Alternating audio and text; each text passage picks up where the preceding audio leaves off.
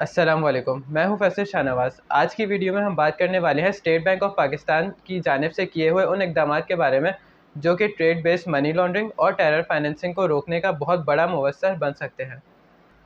State bank of Pakistan ने तमाम बैंकों को इकदामात जारी किए हैं कि आइंदा से कोई भी ट्रेड डॉक्यूमेंट जिस पर फाइनेंशियल इंस्ट्रूमेंट होगा वो बगैर यूनिट ऑफ मेजरमेंट और बगैर एचएस कोड के नहीं होगा। सबसे पहले हम समझते हैं कि एच एस कोड है क्या। एच एस कोड का मतलब है हार्मोनाइज सिस्टम कोड, जो कि किसी भी तरह की शनाख्त होती है किसी आइटम की जिसकी वैल्यू सेट होती है लोकली और ग्लोबली। इसके अंदर इम्पोर्टर्स कर क्या रहे थे कि वो बगैर एच एस कोड के आइटम जो इनको इम्पोर्ट करना था उसके लिए बैंकों से फाइनेंसिंग फैसिलिटी ले रहे थे, जिसकी वजह से बाद में कोई भी आइटम इम्पोर्ट किया जा सकता था, जिसकी वजह से जो सिस्टम है ये अंडर इन्वॉइसिंग और ओवर इन्वॉइसिंग का सबब बन रहा था। दुनिया भर में अंडर इन्वॉइसिंग और ओवर इन्वॉइसिंग को शक की निगाह से देखा जाता है, ख़ास तौर पे मनी लॉन्ड्रिंग के लिए।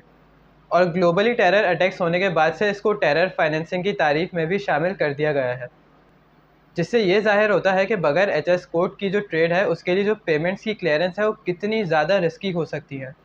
तो इसीलिए स्टेट बैंक ऑफ पाकिस्तान की रेगुलेशंस के मुताबिक अब से हर फाइनेंशियल इंस्ट्रूमेंट को एक एच एस कोड और यूनिट ऑफ मेजरमेंट देना अब मैंडेटरी होगा। और ये स्टेप स्टेट बैंक ने इसलिए उठाया है ताकि इससे ट्रांसपेरेंसी बढ़े, डॉक्यूमेंटेशन सही रहे और टेरर बेस्ड मनी लॉन्ड्रिंग और टेरर फाइनेंसिंग का रिस्क जो है वो कम हो जाए। स्टेट बैंक ऑफ पाकिस्तान ने एक नया फ्रेमवर्क इशू किया है जिसमें कहा गया है कि तमाम बैंक्स को अपने ड्यू डिलिजेंस प्रोसेस को मजबूत करना होगा, और जब भी कोई ट्रेड ट्रांजैक्शंस प्रोसेस हो ये बैंक्स इंश्योर करेंगे कि तमाम जो चीज़ें हैं, तमाम जो डिटेल्स हैं वो ऑथेंटिक हों। अब देखते हैं कि इसकी रिक्वायरमेंट्स क्या क्या हैं।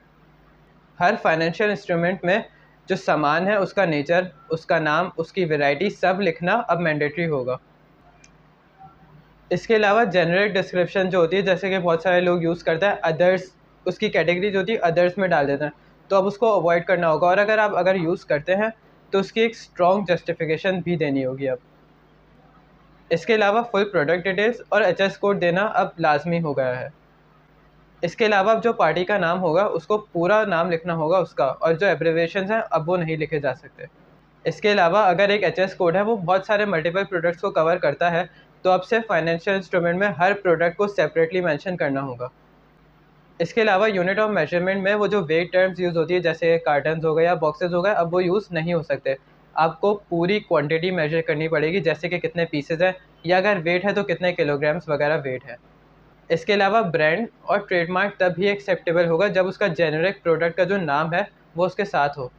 एक्सपोर्ट एडवांस पेमेंट्स के लिए भी ये कंडीशंस रखी गई हैं कि फाइनेंशियल इंस्ट्रूमेंट की जो डिटेल्स हैं वो एग्जैक्टली मैच हो एडवांस पेमेंट वाउचर्स के साथ, और जो एक्सपायरी डेट है वो ट्रेड ट्रांजैक्शंस के नेचर के मुताबिक ही होनी चाहिए।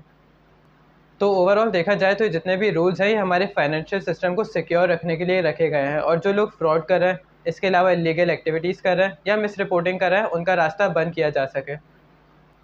तो दोस्तों, आपका क्या ख्याल है, क्या स्टेट बैंक की जो नई पॉलिसीज़ हैं ये हमारे ट्रेड और फाइनेंशियल सिस्टम को ज़्यादा स्ट्रॉन्ग बना पाएंगी? हमें कमेंट्स में ज़रूर बताएं। अगर आपको वीडियो पसंद आए तो वीडियो को लाइक करें, शेयर करें और चैनल पीके रेवेन्यू को सब्सक्राइब करें ताकि आप तक लेटेस्ट अपडेट्स बर वक्त पहुँचती रहें। शुक्रिया।